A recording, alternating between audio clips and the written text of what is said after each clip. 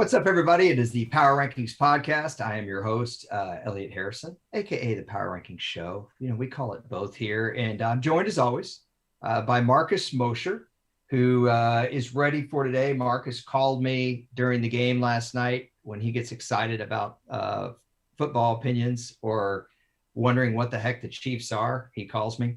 So we're going to get to that. Right. Because today is the day we rank the teams. It is the Power Ranking Show. This is actually the one show of the week where we do what our title says that we do. And I think the Chiefs are one of the tougher teams, I think, to rank right now in this list. So we will get to that. A lot going on in the world of football, trade deadline, some other news that is not so great. What's kind of sticking with you right now, Marcus? Yeah, I mean, we're recording this about an hour before the NFL trade deadline, so we're trying to keep up with that. So if anything breaking or big happens, we'll let you know. But it's the story out in Las Vegas with the Raiders, right? Henry Ruggs was involved in a car accident early Tuesday morning. It fatally injured somebody. It seems like Ruggs is going to be charged with a DUI with murder, which could carry up to 20 years in jail. It's just a lot of things going on right now. It's been a weird season for the Raiders, and this is just the saddest part by far so far for them. Yeah, it's a tragedy for the family of the victim. It's a tragedy for the family of Henry Ruggs. It's a bad thing all the way around. And I know you cover the Raiders obviously, from a personal standpoint, this is devastating. From a football team standpoint, those guys have got to get ready to play. They're coming off a bye. I'm sure they're way more concerned about their teammate and the victim in this crash than they are right now about the football part. But they also still have games on their schedule. So, from a football stand and from a Raiders stance, how do you see this? I mean, it's so not important to talk about the football side of things, but it's a big loss for the Raiders because Henry Ruggs is somebody who was averaging 20 yards per catch for them. He was Derek Carr's favorite player to throw down the field. And it seems like he's not going to be eligible or shouldn't be eligible to play for the rest of the season. So I don't know if they go out and try to get like a Deshaun Jackson to replace his speed, if they just lean more into Brian Edwards and Zay Jones. I don't know, but it's a big loss for a team that's 5-2 and leading the AFC West. Yeah, and I bring that up because we are a football show and it is the trade deadline. And so the Raiders are still going to have to run their organization. But if you've ever known anyone that's been in a car accident that's been devastating like this, and I have, my best friend was in an accident like this, it is devastating. And it's devastating for everyone involved. And please don't drink and drive. Please. That's the one thing you can get away from this podcast. Please do not. Right.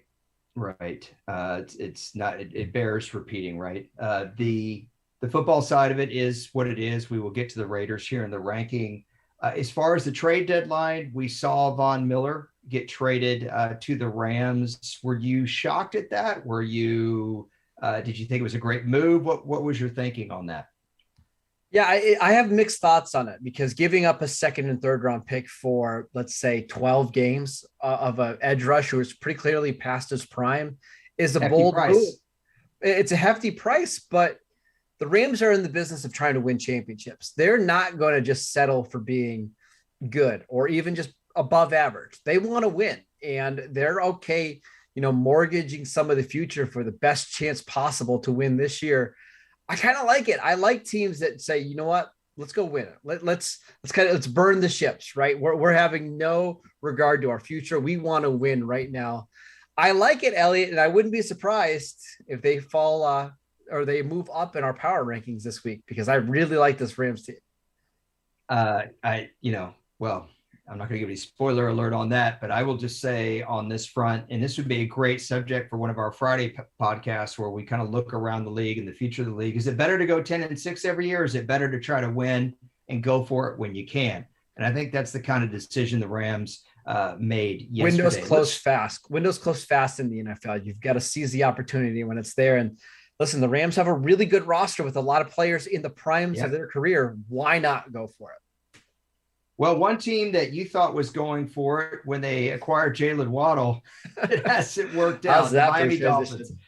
Hey, I thought it was pretty smooth for me anyway. I'm still kind of new at the podcasting thing. So y'all go easy on me, okay? I've eased my way. We call that a segue in the biz. There you go, Elliot. Yeah, in the biz. Thanks. So Miami Dolphins are 32nd. I told you offline, or actually asked you, I was like, man, how long has it been since Devontae Parker played? Just trying to look for a positive in that game. Their defense hung in there for a while. Not a good game for Tua, but Devontae Parker 8 catches in his return. Yeah, Devontae Parker's last game before this week was the same time that you got your haircut last. So it's been a long time, Elliot. Speaking of long-haired leaders, frankly, the Jaguars, Trevor Lawrence, not getting that's what we call another segue. Not getting a lot of help right now. I saw your tweet there. You were quote tweeting somebody else.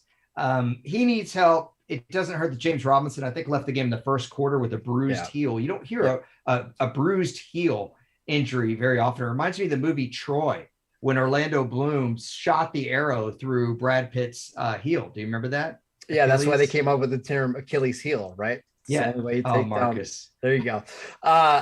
Jacksonville. Jacksonville is really bad. Lawrence is at least keeping them competitive in some games, other games not. Yeah. They're a long ways away.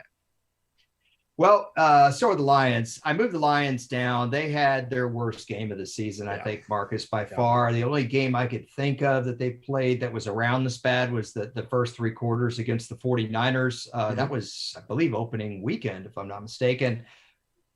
Where do they go from here? I mean, every game, Dan Campbell just looks like he's at the end of the road, and he's at the start of it. They don't look good. By the way, the legend of Khalif Raymond went for 0 catches this week. Yeah. Jared Goff compared him to Cooper Kupp. Not wise. Detroit's in trouble. Jared Goff seems like he's really regressing. DeAndre Swift is the only thing that this offense has going for them right now, and that's just about it. I think it's even going to get worse for Detroit in the next couple of weeks. Yeah, I thought Swift was going to end the kind of running back drought that they've had, and I think he kind of has, but it hasn't really helped the team. The Houston Texans would get a lot of help if Tyrod Taylor could play. They did not look good. They did get some touchdowns in the fourth quarter, but the one takeaway I had from this game is something you and I have talked about, and I think we should say it again. Brandon Cooks is almost quarterback proof. He had another big touchdown in this game, over 80 yards receiving. The guy's going to end up with over 1,000 yards and probably 8 touchdowns. For this team, that's pretty great. It's what he does every single year. He's incredible to watch. They did trade away one of their better defensive players, Charles Omenihu, early on Tuesday. It's pretty clear this is a team that's selling. They need a total rebuild, and I think it's going to start next year. Well, that's 3 guys now, right? Merciless, Mark Ingram, and him. So there you go. The Atlanta Falcons were without one of their really solid players, Calvin Ridley. He's taken some time off for mental illness, which I applaud. I sent a tweet out about this myself because there were a lot of people that were supporting him. There were some people that were worried about things that are ridiculous. I'll just say that. Mental illness is something we've talked about in this business as of late. Jay Glazer did a segment with Lane Johnson on it on Sunday, but this is a huge loss for the Falcons football team. They already look bad. Marcus, I looked at their schedule. They might win at the Jags and maybe at home against the Lions, and that may be it for the rest of the year. They'll be lucky to get to 5 wins. Yeah, I mean, shout out to Calvin Ridley for recognizing that he needs to step away and take care of himself. But it is a big loss for Atlanta because without him, Kyle Pitts can only do so much. Russell Gage just has not been a competent number 1 receiver for this team, and he shouldn't have to be that either. So Atlanta, without a defense to rely on, without a real rushing attack, they're in real trouble right now. Well, I think they could develop that rushing attack if they really, they need to change their approach. And we've seen teams do it. We saw the Cowboys do it Sunday night with Cooper Rush. Teams adjust. The Bears did it actually this week while their head coach was not there. Number 27, we've got the Washington football team. I watched some of this game, sadly. I love Taylor Heineke, but he is so inconsistent. It seems like drive to drive. Antonio Gibson is inconsistent. drive to drive. That Hail Mary attempt at the end of the game was awful. Pitiful. Jarrett Patterson made some nice runs. Sorry for the popped peas there, listeners. I do it sometimes. But he had a nice little game for Washington, but they're not a good team. No, they're not. They just can't put together a good game, right? The defense played pretty well in this one, only giving up 17 points, creating some turnovers. But then the offense just, flounders. So it's really unfortunate that we haven't seen one good game from this Washington team yet. The Jets did not flounder for a change. That they, the shock of the week. Now, you called that this would be a trap game. You thought the Jets would cover, the Bengals would win. I did not think that the Jets would be able to keep it close. They did. A lot of things from this game. I think most importantly would be Mike White's play. Mm-hmm. Outside of that, though, the call that went against the Bengals, we see that way too much. Atrocious. Always called against the defense. I think it's Kevin Seifert had an interesting tweet about research he's done on this, how it almost always, when in doubt, call it on the defense. Look, it affects the game. And so I'm really happy for Jets fans and Mike White, but the Bengals did have an opportunity to win this game. And you could say, well, yeah, man, they didn't deserve it. Sometimes good teams look at the Rams last week against the Lions, right? Yep. Sometimes you have to struggle and it's a fight and the other team is playing over their head. If you could still win those games, it says a lot about the character of your team. So that's my thought on the Jets. I'm sorry. I'm doing all the talking. No, that's all right. I just want to say Mike White was really good. Michael Carter having 9 receptions in this game. The Bengals could not cover him out of the backfield. A nice little weapon to keep an eye out for the future. Okay, that's enough from you. Let's go to the Broncos at 26. Like I said, I watched this game. The Broncos were not impressive. Marcus, they're doing, I guess, a little bit what the Texans are doing. Did you like the move is from their end of it, dealing Von Miller? Yes. Yeah, because Von Miller was going to leave in 8 games anyways. This Broncos team is going nowhere. They weren't going to re-sign him. Now you've kind of built back up some of your draft assets, which you need to go trade to go get a quarterback next year, whether it's Aaron Rodgers, whether it's Russell Wilson, or somebody in the draft. Now you have more resources to do it. I love that move. Yeah, it was a good move by them. A good move by the Carolina Panthers. Notice I keep segueing on all these just because you teased me about it. They're 24. They got the win at Atlanta. We both thought the Falcons would win this game. Of course, not impressive though. Not a great win. No, not impressive at all. Chuba Hubbard fumbled, I think, on the first play of the game or very early in the game. He ended up having a decent day. I still don't really trust this team. CMC is coming back. Robbie Anderson really not doing much at all for that team, and they leaned on him pretty heavily last year. Do you think the Panthers can be considered a wild card possibility at this point? Yes, because I think the wild card team might only get 7 or 8 wins in the NFC. Like you might be that. I told you that, but it doesn't mean that you're a good team. Like Carolina might, limp into the playoffs and then get destroyed in the first round. We need to see something different from this team because they have played awful in the last month. I just would like to remind our audience that I did mention to Marcus we're probably going to get an 8-win playoff team, and he poo-pooed that a few weeks ago. Well, we don't know for sure yet. Just wait and see there, guy. Yeah, you're right. Did you just call me Guy? Yes. Yeah, wait and see there, bub.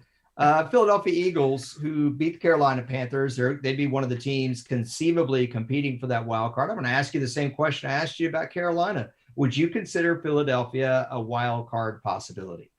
No, the teams they've beaten are not very good. They still can't pass the ball very well. The defense is so up and down. I still think they're only a 5 or 6 win team. What was weird about this game, so Jalen Hurts had 9 completions and 7 rushes. So this was straight up like 1937 football. I love it. Speaking of 37, see, I'm on the Segway bandwagon. Yeah, so there you go. Speaking of 37, Eagles running backs had 37 rushing attempts in this game, which for this team is like having 150 rushing attempts. Fantastic. Congrats to Philly. I would say congrats to the Giants, but they weren't able to make the plays at the end of the game. I have to give Joe Judge credit. We've been pretty hard on him. Why? His team is because his team is playing hard for him, man. They are playing great. There's no doubt about that. Hey, you have to acknowledge it, man. You got to acknowledge it. Listen, you get paid to get wins, not have your team play hard. This isn't high school there, Elliot. They've had some pretty tough injuries to deal with.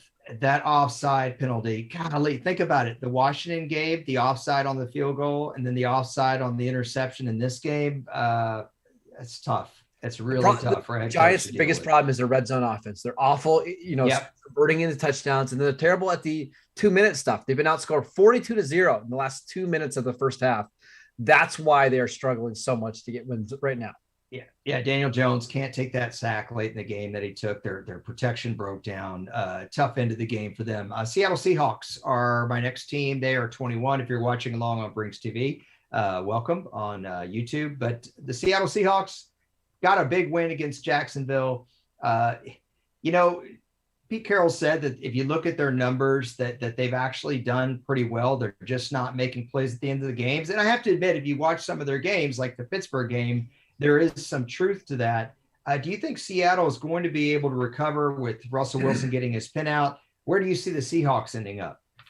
I think the Seahawks are going to be a borderline playoff team. I think 8 wins feels about right. But even when Wilson comes back, that schedule is brutal because they're playing in the NFC West. And remember, even when Wilson was healthy, it wasn't like this team was dominant, right? They were kind of a 500 team. The defense was up and down. I don't know. They would be a team that would be scary to play in the playoffs if you're the 3 or 4 seed, but I don't think they're all that concerning. It's conceivable they could be the last place team in the NFC West. And still have 8 wins. Yes. And still make the playoffs. Yes. I'm sticking with that. Chicago Bears are my next team. Justin Fields, we saw some action from him running the ball. They still have not gotten 200 net yards passing, Marcus, and they didn't even get close this week. I think they were at 158, if I'm not mistaken. I've been tracking that. Do you think they'll do it this week against the Steelers on Monday Night Football in Pittsburgh? No, I don't. I don't either. I think it'll be 142. That's my prediction. Please help us. So if you haven't been listening to us, I've been tracking it against the 1943 Bears. I just randomly picked the 43 Bears, and they had 7 200 net yard passing games in 12 games in the medieval dark ages of pro football. And the Bears here in 2021 can't do it. Enjoy me popping my B's as well as I do my P's. Maybe Allen Robinson would be better on that team. Maybe he'd get more targets. He would definitely get 20 yards a catch. Cleveland Browns are my next team. They are having trouble in the passing game. I would have liked to have seen them start Case Keenum this past week. What do you think of the Browns? I've been asking you, what do you think a lot? Like, what are your thoughts? Yeah. That's such football guy radio. Sorry. I think they're in real trouble. It seems like the receivers aren't happy with Baker. The offensive line is falling apart. They did not run the ball well at all. Nick Chubb does not look healthy, not even close to being healthy.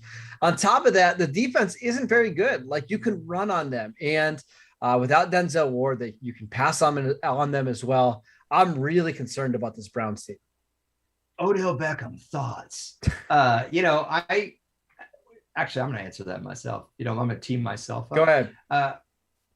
When I heard people saying he's clearly not the same player that he used to be, my thought going into this season was it's really hard to gauge him in this offense. But Marcus, at this point, maybe I'm in the wrong there.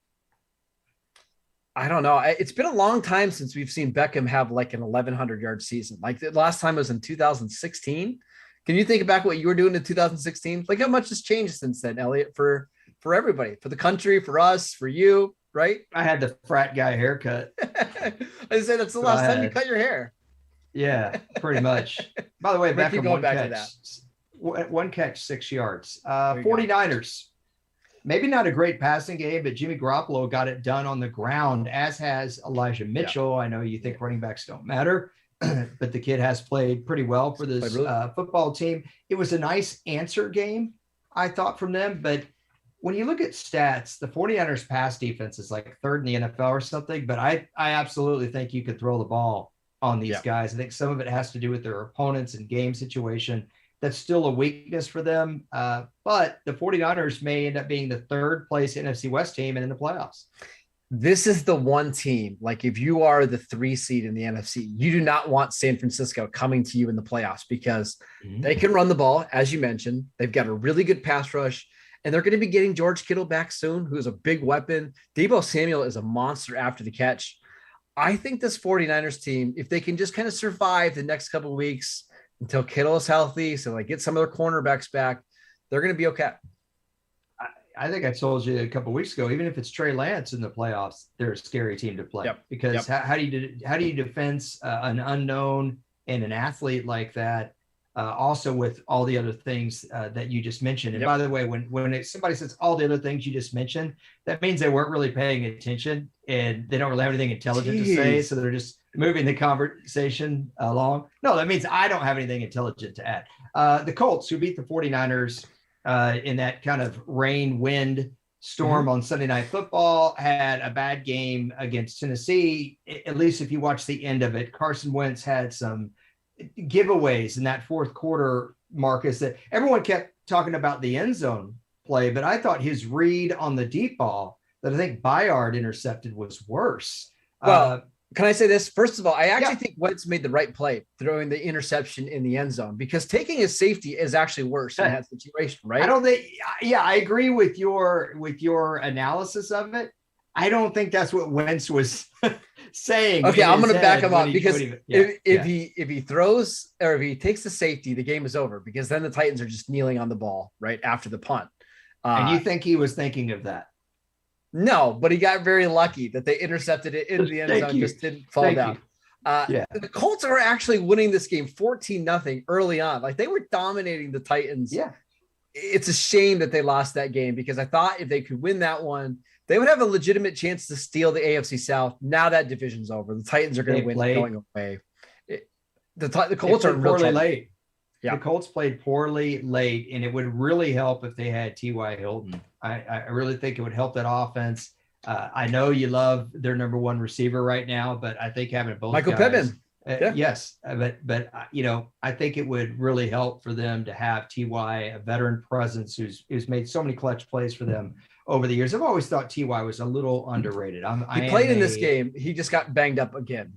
Right. Well, that's the problem, and he has not been able to stay healthy. The Minnesota Vikings were another team that did not move for me. The Colts didn't move. The Vikings didn't move. Now you could say, but dude, they lost to Cooper Rush and the Cowboys. I think the Cowboys are better than I thought that they were. I think they're a little better than you thought that they were. Yes, they are for sure. Well, Cooper Rush played pretty well. And look at the teams behind Minnesota. They're inconsistent. They're all inconsistent. I hate that they lost Hunter from their pass rush. That's a really tough loss, but their Kirk Cousins criticism is only going to get louder and louder. And I think it's time for Mike Zimmer to move on. He's been there a long time. This team has had moderate success, but it seems like they're just too up and down every other year. He coached scared in that game, right? He coached it just to be close in the fourth quarter, and the game was close in the fourth quarter, and the Cowboys stole it. I just think it's time for some kind of breakup there in Minnesota. He doesn't call the offensive plays, but he does have the ability on the headset to tell his OC, let's be aggressive here, aggressive. Also, he does call the defensive plays. Now, I have to say, his players have to execute. Yeah. And like Harrison Smith on that deep ball to Cedric Wilson, I mean, come on. That was awful.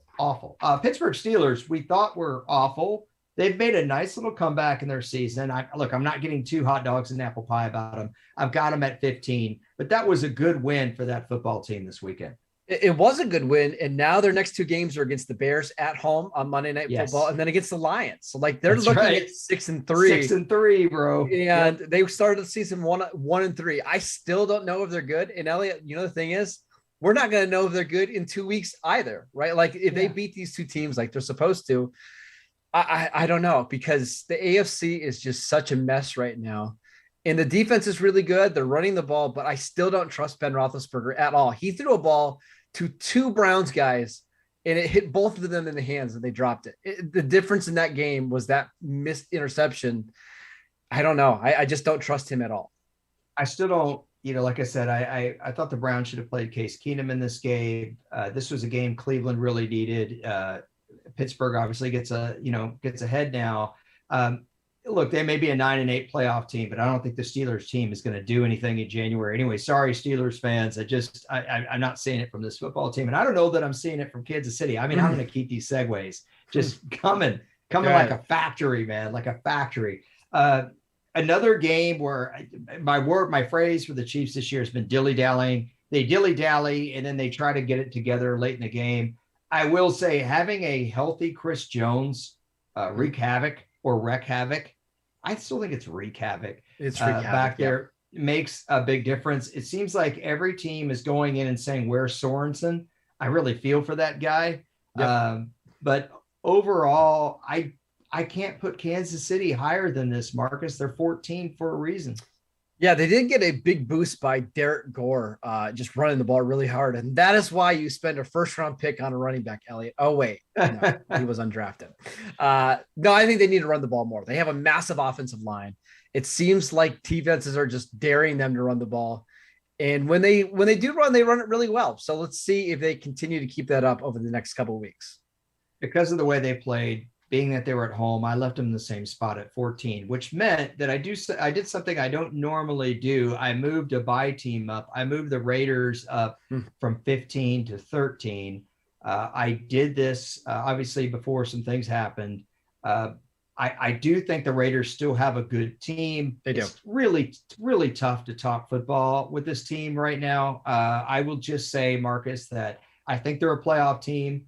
I think they have some good leaders on that team, starting at quarterback, their interim head coach. That's pretty much all I want to say about it right now. I mean, they've got Derek Carr playing at a near MVP level, who you love quite a bit. Their two edge rushers, Max Crosby and Yannick Ngakoue, have been awesome this year. They're one of the more balanced teams in the league right now. And again, with the AFC being such a mess, why can't the Raiders get to 10 wins and make the playoffs and be a contender? I could certainly see it. And they're rested coming off the bye week. So, we'll see what they do. I don't know that I like the Raiders as much as the Chargers. Even though the Chargers lost this week, I'm not feeling it. We'll talk about the Chargers. I've got some big concerns about the Chargers. Oh, I understand them. Tennessee Titans next up.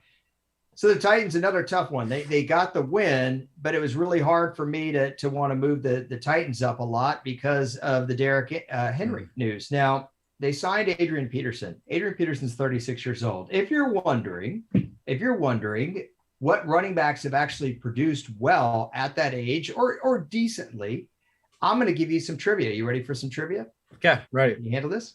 Yep. The two running backs that had decent seasons at age 36, and by decent, I mean 700 yards, 8 touchdowns, played against one another in a famous Super Bowl for one of the running backs.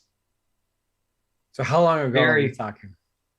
We're talking before you were born, but it should be very, very special to you. Very special to you. Is it Herschel Walker? No. It is the guy right behind me. It is the guy you're named after. Oh, Marcus Allen. Is it Marcus Allen? Yes, and he played against. Do you know who he played against in his big Super Bowl? Tell me. John Riggins. There you go. John Riggins and Marcus Allen both produced at 36. It was Riggins last year in the NFL. He wasn't as good as he had been. He was a power back. I feel like Adrian Peterson's almost a hybrid of Marcus Allen and John Riggins. He's not a burner at this point, nor were Riggins or Allen, although Riggins kept his speed pretty good late in his career. But I actually think this was a really good move. Maybe I'm being a little too positive about it. I just would like to see the Titans lean more into the passing game. Like Ryan Tannehill could handle this. Just give him more opportunities to throw the ball. A.J. Brown has been fantastic since he came back from the injury. Just lean more into the passing game, change your philosophy on offense, because I still think this is a pretty good team. It's certainly a bittersweet win for them on Sunday, but I think you're overreacting a little bit by putting the Titans down to number 12. Okay.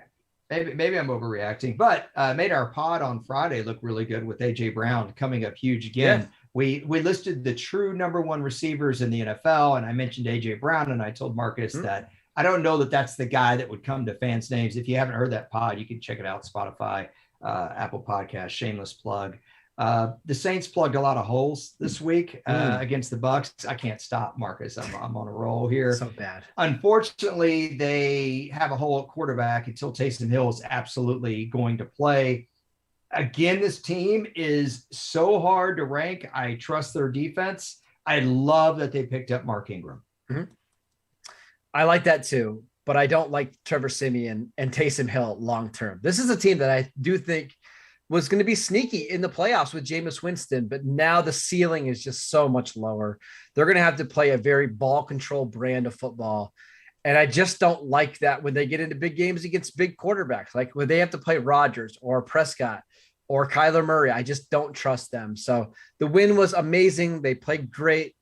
It was a costly one. I think they have a top 5 defensive unit, and they've got some pretty good running backs. If there's one team that can handle playing this way, or if there's one team that's the most prepared to do it, I think the Saints are. I'm not saying that they're going to go far, Marcus. I just think you'd be hard pressed to find another team that would be able to win that way better than the Saints can, given their coaching staff. Yep. And I'm talking about Dennis Allen too, a defensive coordinator here. Their defensive unit and the running backs they have on hand and their offensive line. If there is a team that would be able to pull this off, it's them. The Cowboys might be another one, but I don't think there are many teams that would be able to pull off what you're talking about. Playing an elite quarterback, playing clock ball, and getting a win in the playoffs. Chargers at number 10. I'd like to see them run the ball more. I love Justin Herbert. I still love Justin Herbert. I don't want the entire game on his shoulders all the time. Jared Cook needs to turn around and look for the ball, unless that was on Herbert. If so, I apologize, Jared, but that's not the first time. I was a little surprised the Chargers lost this game. I wasn't, because Bill Belichick is just so good at making quarterbacks' lives difficult. And Herbert's really struggled since they've lost 2 offensive linemen on that right side. The Brian Bulaga injury was massive because Storm Norton is just not good at right tackle. And we've seen it really affect Herbert. Over the last month, no quarterback in the NFL is completing less of their expected passes than Justin Herbert. Like he's really declined. I'm hopeful that over the season he'll kind of get out of the slump, but those injuries at right guard and right tackle have been massive.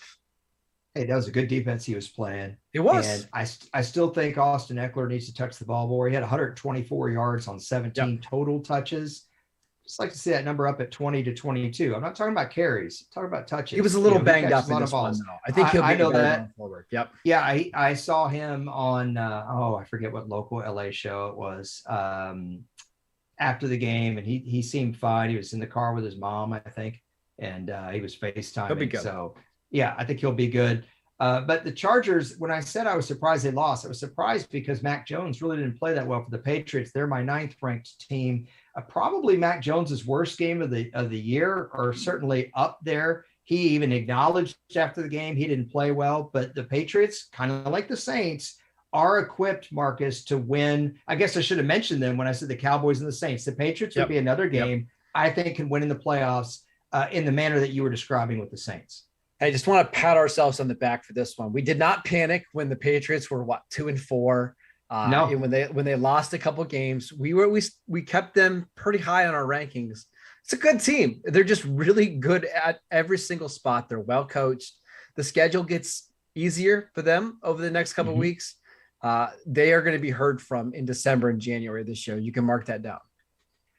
Not much to say on the Ravens. Not much to mark down here for them. That was my weakest segue, I think, so far. The Ravens coming off a bye week, coming off of an awful. Boy, you hate to go into a bye week after losing the way that they did against the Bengals. And it's not like they lost a close game. I mean, just getting destroyed like that and having to sit on that. I think the Ravens are going to rebound. I'm still not sold that they're better than the Bengals. That's why I did not move them ahead of the Bengals. I've got the Bengals at number 7, even though they lost in what you termed a trap game. Do you think should these teams be swapped? No, I think it's fine. Both teams have some pretty clear weaknesses. The Bengals just started out way too slow in this game. They had a couple red zone trips where they got no points. Turnovers continue to be an issue. The offensive line was not good in this one at all. But they've been a lot better. Right.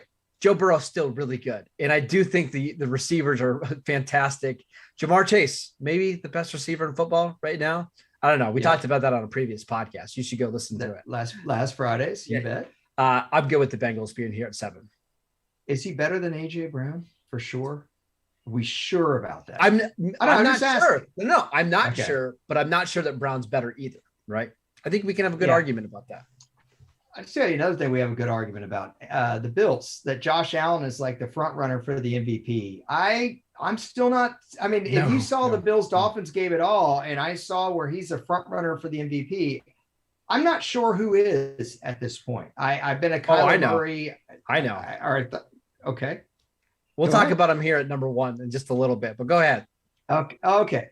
The Bills ended up winning by 2 scores. They ended up covering in that game. They were my bet your house pick this week in terms of against the spread. Barely survived that one, but just not a good game from the Bills. And I'm fine having them where I have them here at 6. I think 6 is right.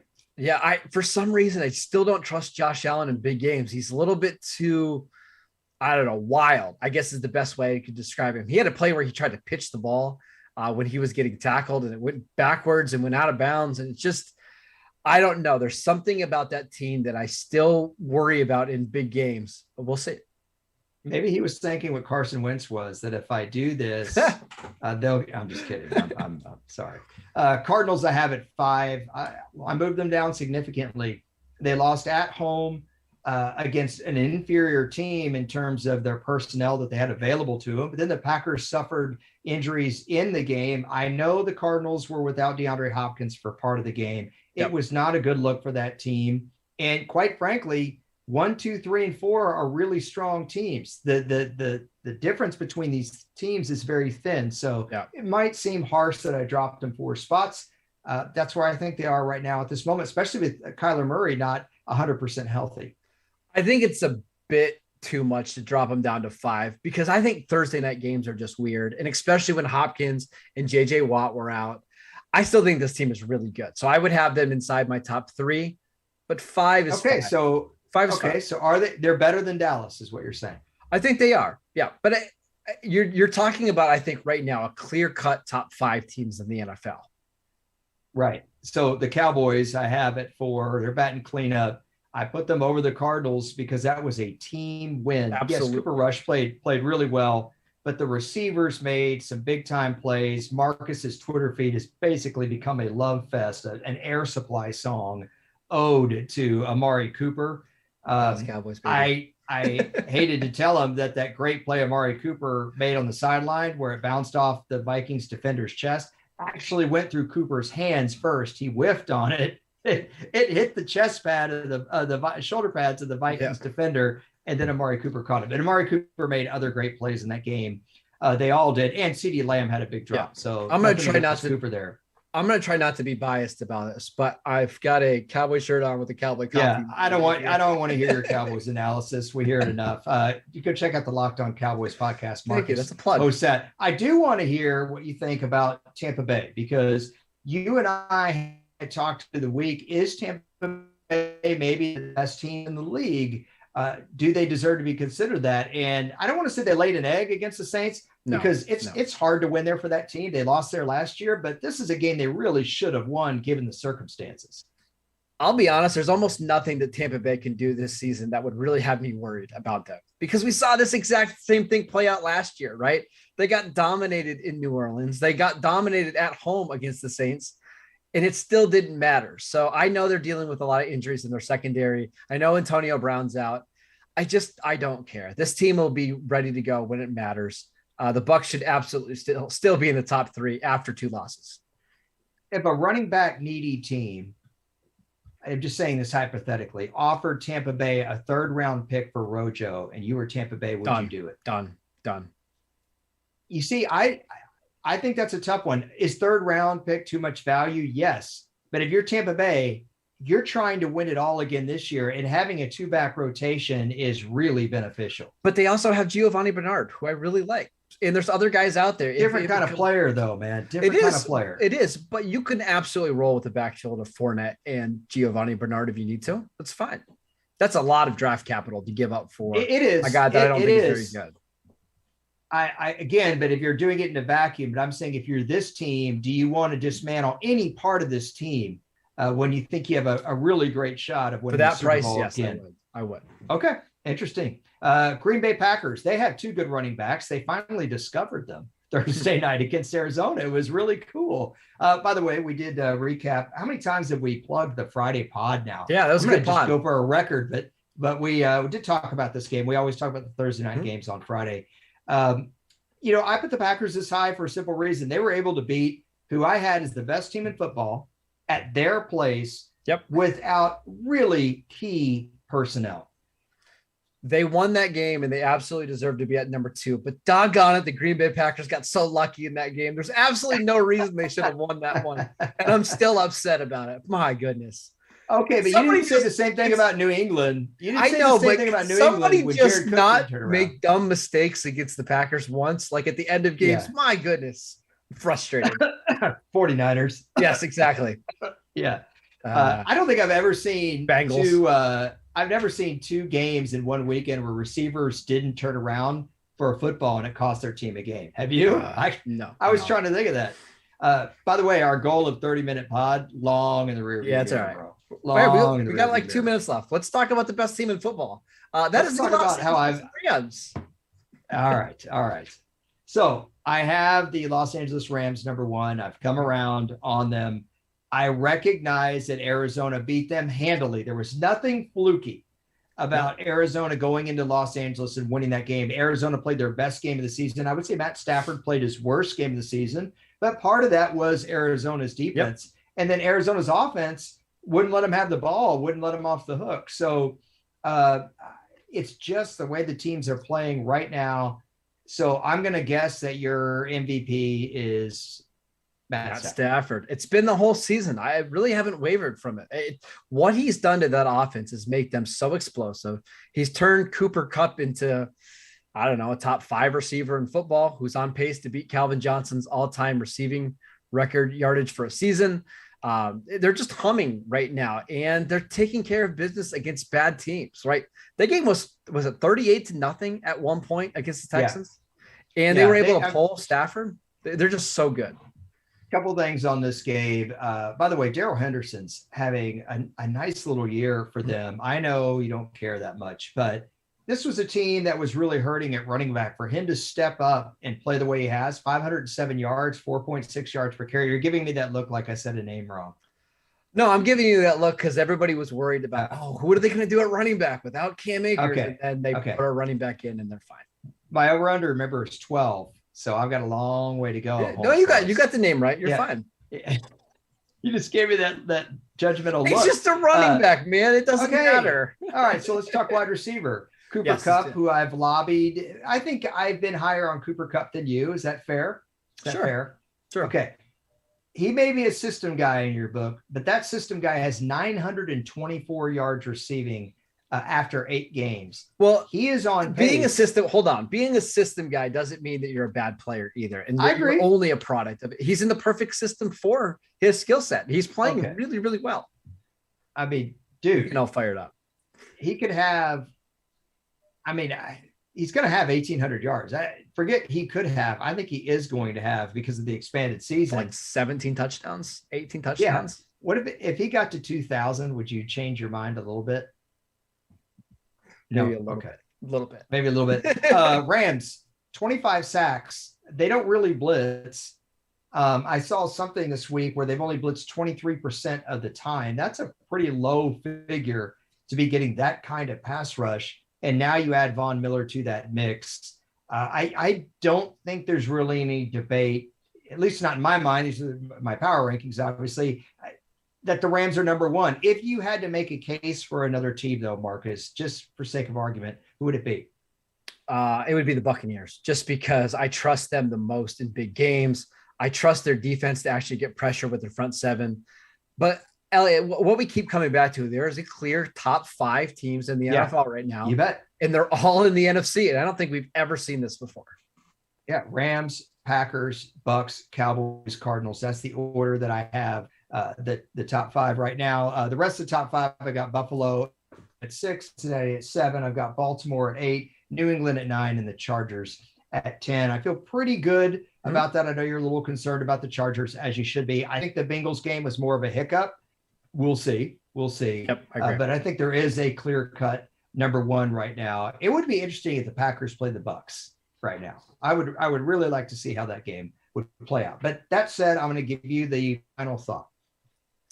Yeah, this AFC whole playoff picture is going to be fascinating because there's not one team that I trust, and it's all going to be dependent on matchups, right? Like if Pittsburgh goes to play Tennessee in the first round of the playoffs, I'm going to have a hard time not picking Pittsburgh. And there's a team that we did not think very much of a couple of weeks ago, and there's a chance that they don't even make the playoffs. So it's going to be absolutely wild. The next 2 months are going to be so much fun, and the AFC is just madness. I agree. Hey, I think that's good for today. We didn't get anywhere near 30 minutes. Way to go. I put that on you. We will be doing our picks podcast, so make sure you listen to that. And you can download us wherever you get your podcasts. But for all people at Briggs TV and for Marcus, we're going to say see you later for now. Take care, everybody.